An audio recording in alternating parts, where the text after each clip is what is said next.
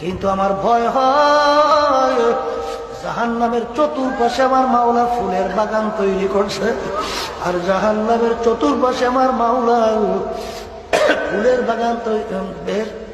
বাগান তৈরি করছে, আর বেহেশতের চতুর্পাশে আমার মাওলা কাটা তারের বেড়া দিয়ে রাখছে।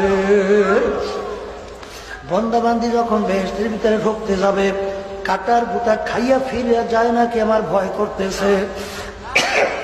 আর ওই জাহান্নামের চতুর্পাশে এমন ভাবে ফুলের বেড়া তৈরি করলো, ওই ফুলের বাগান এমন মনোরম, ঢোকার পরে বান্দাবান্দি ফুলের বাগানের ভিতরে বইরা আনন্দে পইরা চিত্ত বিনোদনের ভিতরে পইরা না বের হইতো পারে আমার ভয় হয়।